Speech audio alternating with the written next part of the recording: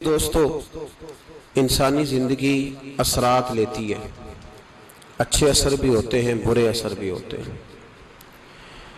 انسان کو موسم کا اثر بھی ہوتا ہے، انسان پر اس کے خاندان کا اثر بھی ہوتا ہے، انسان پر صحبت کا اثر بھی ہوتا ہے۔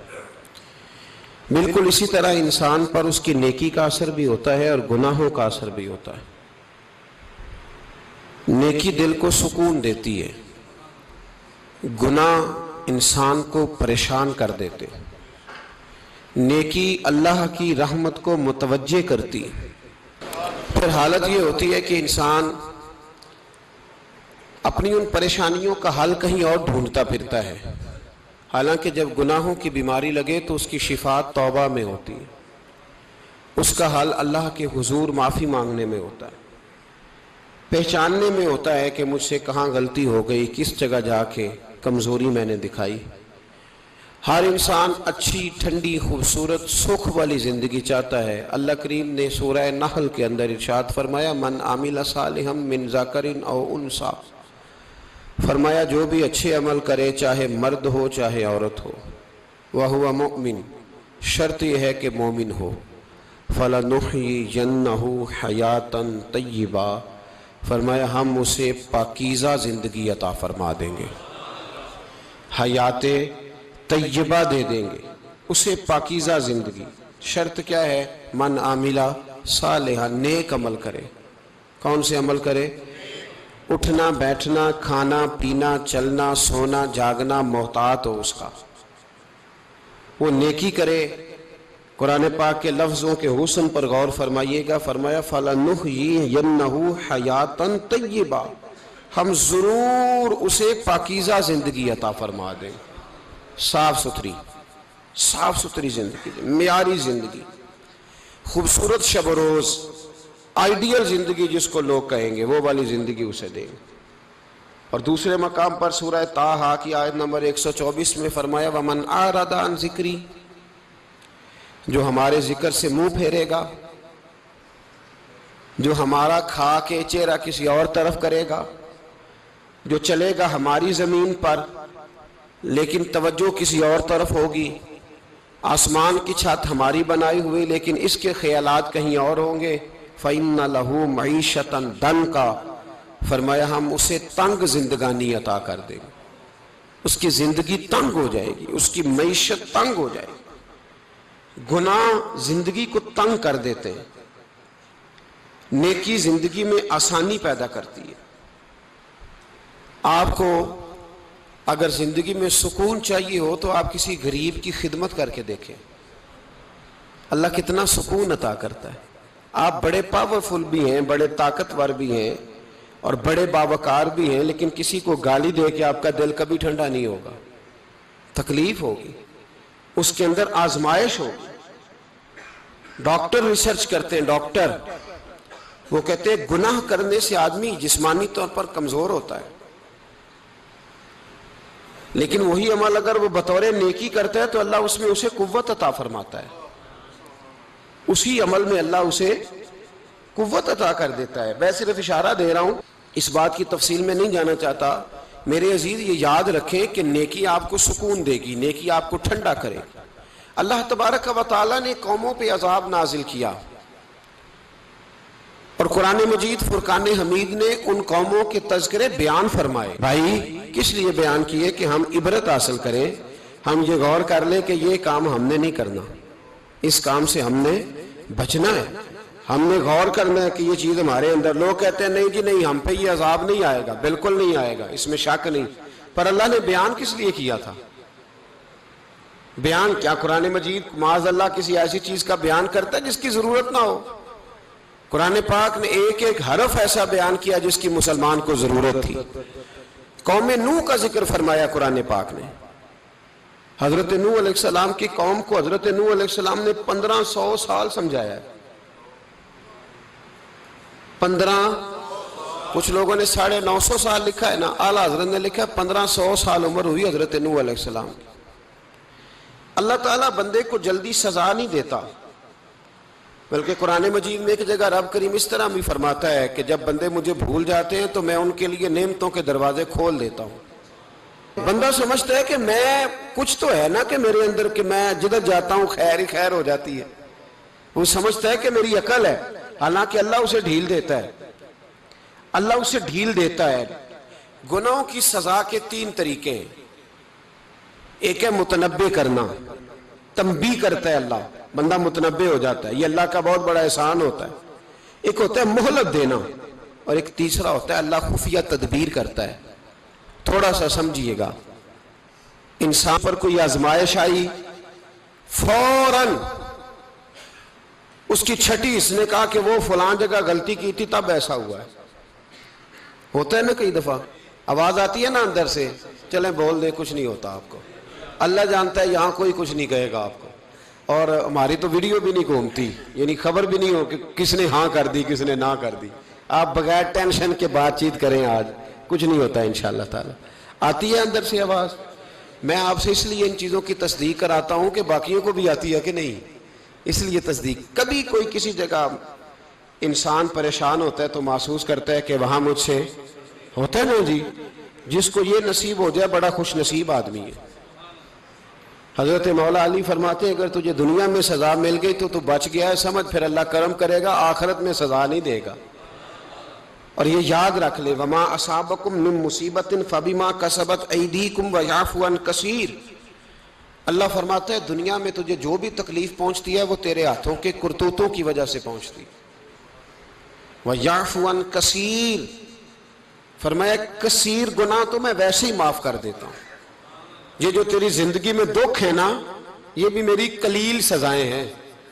یہ کثیر پر سزا، یہ قلیل ہے، قلیل یہ جو تمہاری زندگی میں تکلیف ہیں۔ انسان کو سزا ملتی۔ حضرت فضیل بن عیاض رحمۃ اللہ تعالی علیہ گھوڑے پہ بیٹھے تھے، گھوڑا شرارت کرنے لگ گیا، اچھلنے لگ گیا، کودنے لگ گیا، تو حضرت فضیل بن عیاض نیچے اترے، ایک کونے میں جا کے نماز کی نیت باندھ لی، 2 رکعت نماز پڑھی، پھر دیر تک استغفار پڑھتے رہے، روتے رہے، دعا کرتے رہے، واپس آئے۔ خادم عرض کرنے لگے حضور سمجھ نہیں آئی، گھوڑے نے تھوڑی سی شرارت کی، وہ بدکا ہے، آپ نے اس کو چھوڑا ہے اور چھوڑ کر کے آپ نماز میں لگ گئے۔ تو حضرت فضیل بن عیاض فرمانے لگے جب بندہ اللہ کی نافرمانی کرتا ہے نا تو جو چیزیں اس کی فرما بردار ہوتی ہیں وہ اس کی نافرمانی کرنے لگ جاتی۔ تو مجھے محسوس ہوا تھا کہ میں نے کہیں اللہ کی نافرمانی کی ہے، اس لیے ایسا ہوا ہے کہ میرے گھوڑے نے میری، تو میں توبہ کرنے لگا ہوں، اور اب دیکھتا ہوں بیٹھ کے بھلا کیا ہوتا ہے۔ میں نے سچی توبہ، حالانکہ مجھے یاد نہیں کہ میں کہاں بولا، پر کھری اور سچی توبہ کی۔ دوبارہ گھوڑے پہ بیٹھے تو گھوڑا بالکل صحیح ہو کے ساتھ چلنے لگ گیا۔ میرے بھائی جب یہ تنبیہ ہے اللہ کی طرف سے، یہ متنبع کیا جاتا ہے کہ تو بعد آ جا۔ بہت ساری جگہوں پہ انسان کو وقتی طور پر اگر سزا مل جائے، نبی پاک علیہ السلام کی خدمت میں ایک صحابی آئے، بات مضبوط کر دوں، واقعہ سنایا ہے نا تو کچھ لوگ سمجھتے ہیں کہ یہ واقعہ ہے، تو میں ایک حدیث پاک امام بہقی کی لکھی ہوئی عرض کرتا ہوں۔ نبی پاک علیہ السلام کے ایک صحابی آئے اور ان کا سر پھٹا ہوا تھا، خون بہ رہا تھا۔ سرکار نے فرمایا کیا ہوا؟ عرض کی حضور ایک عورت جا رہی تھی، میری نظر پڑی، ابھی نظر پڑی ہے کہ میرے آگے ستون آ گیا تو میرے سر پہ لگ گیا۔ نبی پاک صلی اللہ علیہ وسلم نے فرمایا تیرے لیے خوشخبری ہے، اگر دنیا میں تیری غلطی کی تجھے سزا ملی ہے تو پھر رب تجھے قیامت میں سزا نہیں دے گا، پھر اللہ قیامت میں سزا۔ بعض گناہ ایسے ہیں جن کی یہاں بھی سزا ملے گی اور وہاں بھی ملے، لیکن میرے بھائی پہلی بات یہ ہے کہ اللہ تعالیٰ اس غلطی کی یہی سزا دے لے، اور دعا فرمائے اللہ تبارک و تعالیٰ یہاں بھی معافی عطا فرمائے، وہاں بھی معافی عطا فرمائے، اللہ درگزر ہی فرمائے۔ لیکن میرے بھائی ایک تو یہ سزا، ایک سزا یہ ہوتی ہے کہ انسان جب گناہ کرنے لگتا ہے تو اللہ نعمتوں کے دروازے کھولتا ہے، مہلت دیتا ہے۔ 500 سال تک فرعون کو مہلت دی، کتنے؟ یہاں جو 5 سال حکومت کر لیتا ہے وہ کہتا ہے سب سے قابل میں ہی ہوں، مجھے مہلت جو ملی ہوئی ہے۔ 500 سال مہلت دی اللہ تعالیٰ نے، اور فرعون کی قوم پر پتہ عذاب کس طرح کے آئے تھے؟ ٹڈیاں مسلط کر دی اللہ نے۔ یہ گھومتی نہیں چھوٹی سی، ہم اپنی زبان میں اس کو کچھ لوگ مختلف ناموں سے یاد کرتے ہیں، کوئی مکڑی کہتا ہے، کوئی کچھ کہتا ہے، مسلط کر دی، جاتی نہیں۔ ان پر بنی اسرائیل کے ان مقابل جو فرعون کی قوم تھی، ان پر الزام اس طرح کا عذاب آیا کہ مینڈک مسلط کر دی اللہ تعالیٰ. برتن کھولتے تھے اندر مینڈک نکلتا تھا. دنیا کی ہر دوائی استعمال کرتے تھے لیکن مینڈک نکل آتا تھا. تھوڑا سا سمجھا کریں چیزوں کو. ہمارے رنگ نہیں زیادہ گورے کہ ہم پر عذاب نہیں آتا. کوئی بہت زیادہ اللہ تعالیٰ معاف فرمائے دولت نہیں جمع کرا بیٹھے شاہی خزانے میں کہ ہم سے پوچھا نہیں جائے گا. یہ مہلت ہے، مہلت کو مہلت سمجھو. پھر جب پکڑ آتی ہے نا اللہ کریم کی، میں نے دیکھا ہے کروڑوں روپیہ، 6 اولادیں. ایک شخص کے بچے باہر سے آ رہے تھے، وہ بندہ بیمار تھا. مجھے کہنے لگا حضرت جی دعا کریں میں ان کے آنے سے پہلے مر جاؤں ورنہ آ کے مجھے مار دیں گے. دعا کریں. اتنی بے سکونی، کروڑوں روپیہ پڑا ہے تو یہ عذاب نہیں؟ کوئی ضروری ہے کہ پتھر ہی برسیں گے تو سمجھ آئے گی؟ یہ جو سگا بیٹا بوڑھے باپ کے قریب سے گزر جاتا ہے، سلام نہیں لیتا تو اس کو عذاب نہیں سمجھتے؟ یہ جو امت کی بیٹیاں، امت کی بچیاں، ہماری بچیاں ایک سال کے اندر 75,000 ہزار بچی ایک ڈویژن سے بھاگ کے شادی کر رہی ہے اور ایک صوبے سے. تو اس کو آپ اللہ کا عذاب نہیں سمجھتے؟ یہ معمولی بات ہے. نہیں ہمارے رنگ ہو رہے ہیں، ہم بڑے سمارٹ ہیں. 1500 سال مہلت دی نوح علیہ السلام کی قوم کو. کتنے سال؟ بول کے بتائیے، بول کے دوبارہ بولیے. 1500 سال.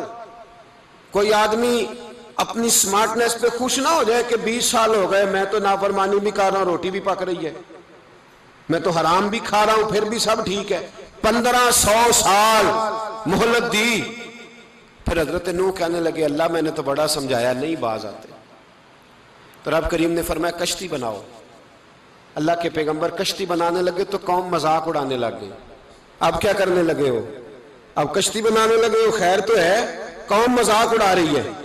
حضرت نوح علیہ السلام کا آپ نے کشتی بنائی.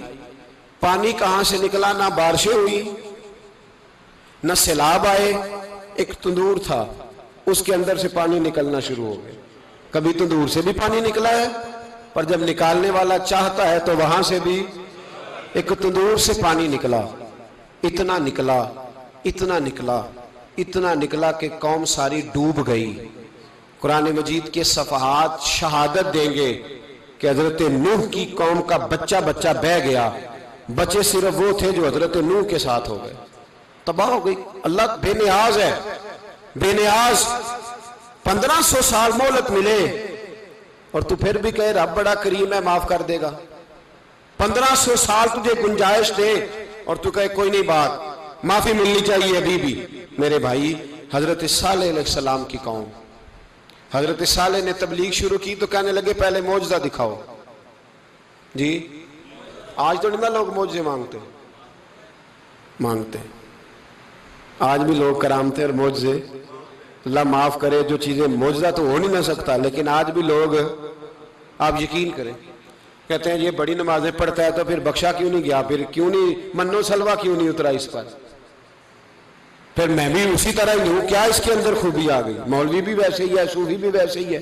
لوگ مانگ نہیں رہے، لوگ دلیلیں مانگ نہیں رہے. ابھی بھی لوگ بحث نہیں کرتے. کیا فرق آ گیا جی، ویسے ہی ہیں سارے. اللہ تعالیٰ سے ڈرنا چاہیے.